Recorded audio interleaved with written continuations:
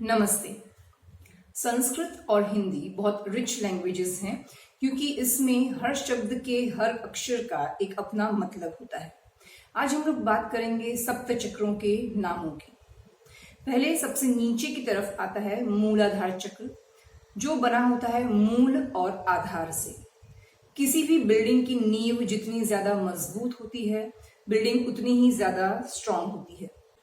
उसी तरह से ये मूलाधार चक्र हमारे शरीर की नींव बनकर हमारे शरीर को मजबूती देता है और ताकत देता है।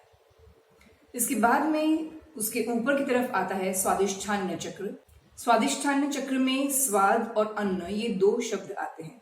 जब भी हम आहार ग्रहण करते हैं उस वक्त जो पहला टेस्ट हमें जुबान पर मालूम होता है उसे आयुर्वेद में रस कहा जाता है। और जब ये खाना हमारे शरीर में जाकर डाइजेस्ट होकर हमारे इंटेस्टाइन में पहुंचता है, वहां पर उसका एक और रस हमारे शरीर में एब्सॉर्ब होता है जो हमारे शरीर को न्यूट्रिशियस मैटर देता है। और उस रस के, उस न्यूट्रिशियस मैटर के टेस्ट को कहा जाता है विपाक। यानी कि डाइजेशन के बाद का जो टेस्ट है उसे विपाक कहते हैं। यहाँ पर शरीर के लोअर एब्डोमेन के हिस्से में हमें उस अन्न का वो स्वाद महसूस होता है, इसीलिए इसे कहा जाता है स्वादिष्ठान्य चक्र। इसके बाद में और ऊपर की तरफ आते हैं मणिपुर चक्र पर, जो कि नाभि के पीछे की तरफ होता है। जिस तरह से एक नाग के लिए उसकी मणि का अपनी जगह पर होना बहुत ज्यादा जरूरी होता है, उसी तरह से हमारे शरीर की मणि हमारे शरीर की नाभि है। नाभि 3 लेवल्स पर और 8 डायरेक्शंस में खसकती है। जिस लेवल पर और जिस डायरेक्शन में खसकी है उसके अकॉर्डिंग हमें अपने शरीर में या मन में कुछ अलग अलग तकलीफें महसूस हो सकती हैं। इन सारी तकलीफों से बचे रहने के लिए बहुत जरूरी है कि हमारी मणि उसके पुर यानी कि उसके स्थान पर रहे। इसीलिए इसे कहा जाता है मणि का पुर, मणि का निवास। इसके बाद में और ऊपर की तरफ आते हैं जहां पर हृदय के पीछे की तरफ होता है अनाहत चक्र, जो कि अन और आहत इन 2 शब्दों से मिलकर बना होता है। ये ऐसा चक्र होता है कि जिसे हमें अन आहत रखना होता है, जिसे हमें हर एक चोट से बचाना होता है। किसी ने भी यदि हमारे साथ में कुछ भी गलत व्यवहार किया है, तुरंत हमें इस अनाहत चक्र पर चोट लगती है, हमें दुख होता है। इस चक्र के स्वास्थ्य के लिए ये बहुत जरूरी है कि हम इसे अनआहत रखें और अननेसेसरी दुखों को, अननेसेसरी चोटों को इस तक न पहुंचने दें।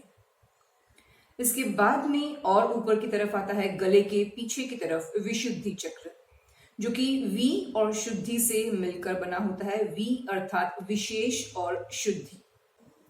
स्किन को छोड़कर बाकी जितने भी 4 सेंस ऑर्गन्स हैं, जैसे हमारी आंखें, नाक, कान और जुबान, ये गले के ऊपर की तरफ है। इन चारों से हम जो भी आहार ग्रहण करते हैं उसकी विशेष शुद्धि होकर ही उसे शरीर के अंदर भेजा जाता है।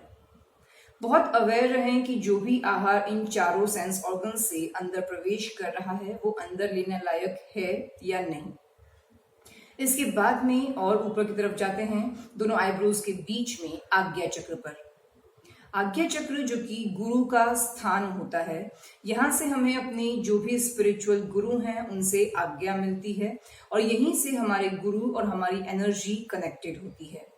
एक शिष्य के लिए उसके गुरु की आज्ञा का पालन करना परम कर्तव्य होता है। इसके बाद में सबसे ऊपर सिर के शीर्ष भाग पर जाते हैं सहस्त्रार चक्र पर। सहस्त्र का मीनिंग होता है 1000। हर एक चक्र का अपना स्ट्रक्चर होता है, उस हर एक चक्र में अपने n नंबर ऑफ पेटल्स होते हैं। सहस्त्रार चक्र में 1000 पेटल्स होते हैं, इसलिए इसे सहस्त्रार कहा जाता है। इसके अलावा सहस्त्रार चक्र डिवाइन एनर्जी का एंट्री गेट होता है। हमारा मन जितना शांत होता है, विचार जितने कम से कम होते हैं या हम निर्विचार अवस्था में होते हैं, उस वक्त हमारे सहस्त्रार चक्र का कर्टन, उसका गेट खुला हुआ होता है और मैक्सिमम डिवाइन एनर्जी झरने की तरह हमारे शरीर में प्रवेश करती है। हम भी अपने अनाहत चक्र को अनआहत रखते हुए, अपने मन को बिल्कुल शांत और स्थिर अवस्था में रखते हुए सहस्त्रार से प्रवेश होने वाली इस एनर्जी से भीगते रहें, यही प्रार्थना है। नमस्ते।